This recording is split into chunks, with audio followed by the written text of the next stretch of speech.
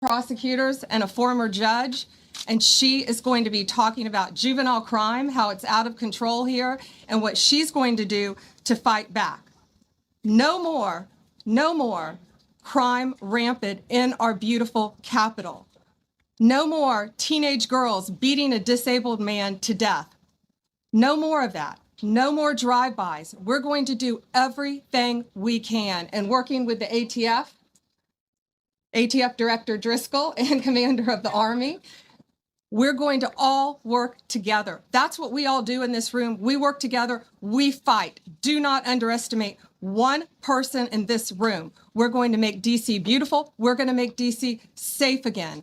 One other thing, just at the wharf a few days ago, the area of the wharf, Terry Cole reached out to me, not even nightfall, on the weekend, where so many families and tourists go.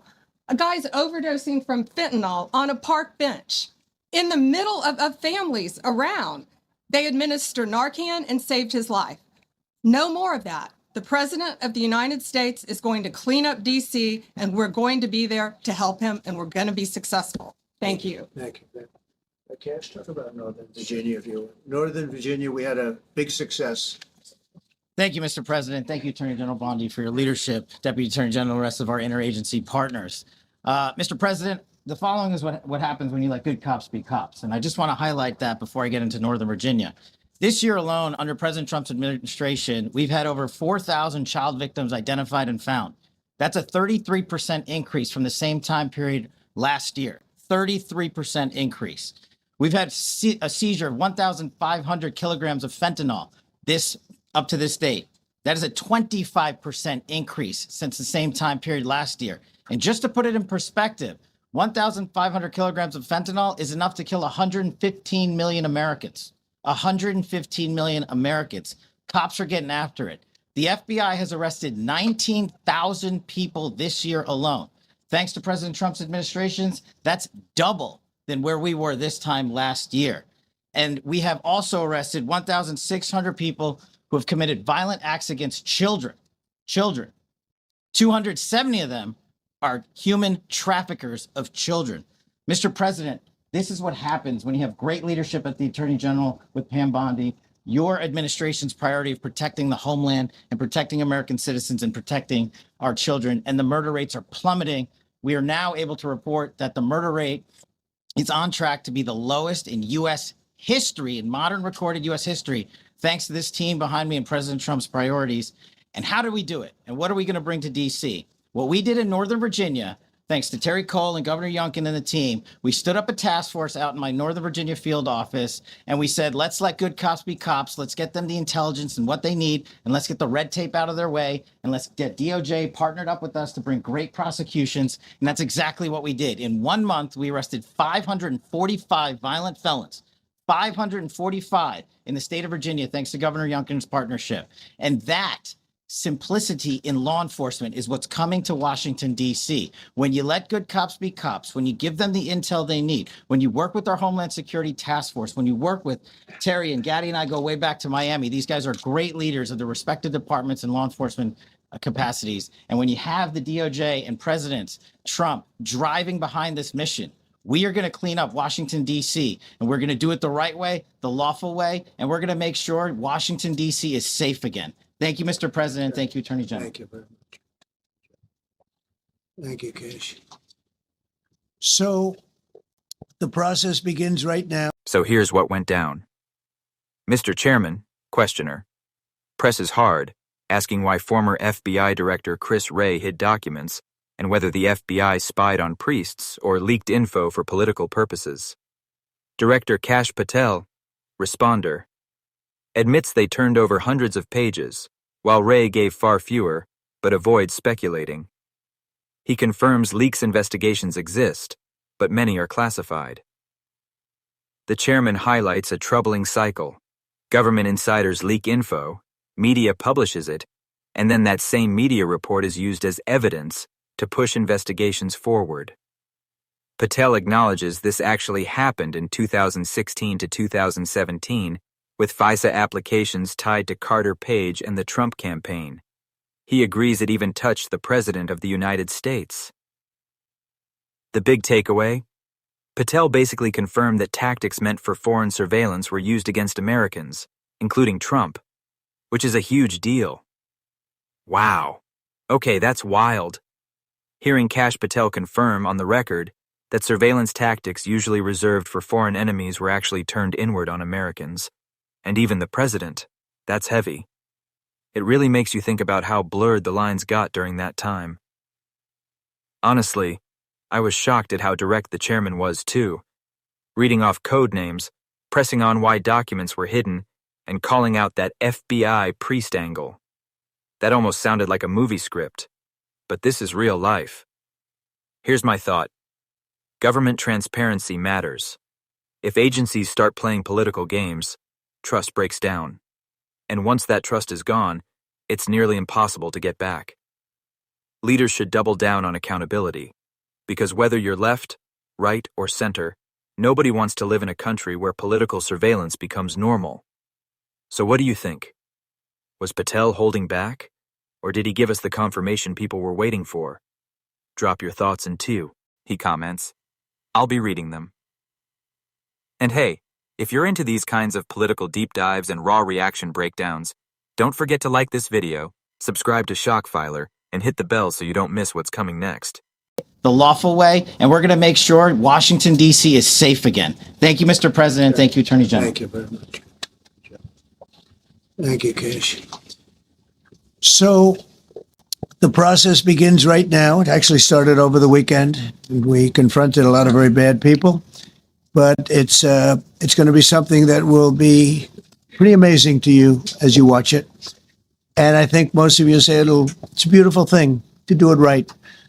We're going to be removing homeless encampments from all over our parks, our beautiful, beautiful parks, which now a lot of people can't walk on. They're very dirty, got a lot of problems. But we've already started that. We're moving the encampments away, trying to take care of people. Some of those people, we don't know how they even got there. Some of those people are from different countries, different parts of the world. Nobody knows who they are. They have no idea, but they're there.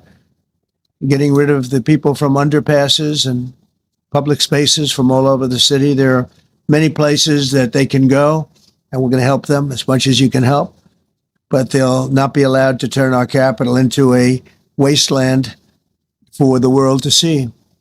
The Metropolitan Police Department and the federal authorities will be supported in the effort, a really big effort, the 800 D.C. National Guardsmen that we'll put on, and much more if necessary, much more. You remember I said, I offered 10,000 once. Remember I said to a certain person, a person who I thought always was highly overrated, not very competent. But I said, if you need them, we'll give you 10,000 of the military or the National Guard. They turned me down. But if necessary, we're going to move service members directly to joining the Guardsmen. And that'll take place very rapidly, and that'll be done in conjunction with Pam and with Pete and everybody else. Washington, D.C. should be one of the safest, cleanest, and most beautiful cities anywhere in the world. And we're going to make it that. We're going to make it safe. We're going to make it smart. We're going to make it beautiful, so beautiful. Some of the buildings, we're going to add to it. You see what we've done at the White House. White House is a whole different building. I do that in my part-time because it's a natural instinct as a real estate person. I was very good at that, and I was very good at fixing things up. I like fixing things up. You see what's happening. The marble floors are being reinstalled, renovated, fixed. The whole place is becoming very beautiful. We're going to be adding a magnificent ballroom, most beautiful ballroom, I think, anywhere. We need it. I would have certainly loved to have had it today. I think we would have filled it up. A lot of you are standing outside, can't get in this room. I've never seen the room like this, which tells me that you want to talk about, this was a D.C. news conference. It tells me that you want to talk about crime in D.C. and beautification of D.C., but I'm going to put that's easy. And I think, frankly, fixing the crime with the pros, fixing the crime is easy, too. A person who I've known for a long time, and she's been incredible. She was a fantastic, one of the best ever district attorneys in New York. She was in Westchester, and she became a judge, very successful judge. And then she went into show business because she was such a good DA and such a good judge, tough judge, but fair, always fair. Nobody ever complained about that, but she was tough. And because of that and her reputation, she went into showbiz. So a lot of people don't, they think of Janine as showbiz. Actually, showbiz was not her thing. And she did great. She was on, along with a couple of other of my friends, on the #1 show. And she did great. But this is what she loves doing. This is really her baby. What she's going to do is going to be incredible. And I'd like to speak for just a few seconds on what she has in mind, what she wants to do. We're going to be appointing some judges. We have some open spots, and we're going to take people because the judges are letting killers out. They just say, go, that's okay. Don't worry about it. So, in this clip, we've got Mr. Chairman asking direct yes or no style questions, and FBI Director Patel responding.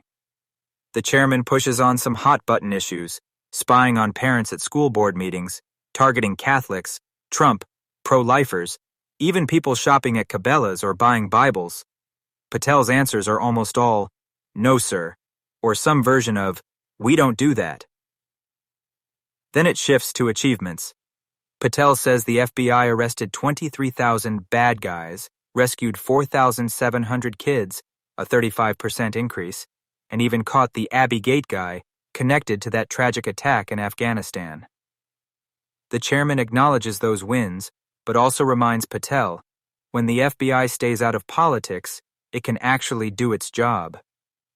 Finally, the chairman digs into whether John Brennan lied to Congress about the Steele dossier. Patel dodges, saying it's under ongoing investigation. There's also mention of Chris Wray withholding documents, but Patel sidesteps again. The chairman is trying to expose political bias inside the FBI while highlighting its real successes when focused on crime fighting. Patel stays careful, giving minimal direct answers. Wow, this was like watching a tennis match. Question, no sir. Question, no sir. Over and over. On one hand, you've got to admire how calm and consistent Director Patel stayed. Dude did not flinch. On the other hand, some of those questions were huge, like spying on parents or labeling flags as hate symbols, and just saying no feels too easy, right? What really caught me was the switch-up. After grilling Patel, the chairman actually praised the FBI for saving kids and nailing bad guys. That's the kind of work everyone can get behind. But when Brennan and the Steele dossier came up, whew, Patel got real cautious. That tells me there's still a lot behind the curtain we don't know. Here's my 2 cents. Trust in government agencies is already shaky, so transparency matters more than ever. The FBI wins when it focuses on protecting people and loses when it looks political. For us as citizens, it's a reminder. Stay informed, ask questions, but also give credit where it's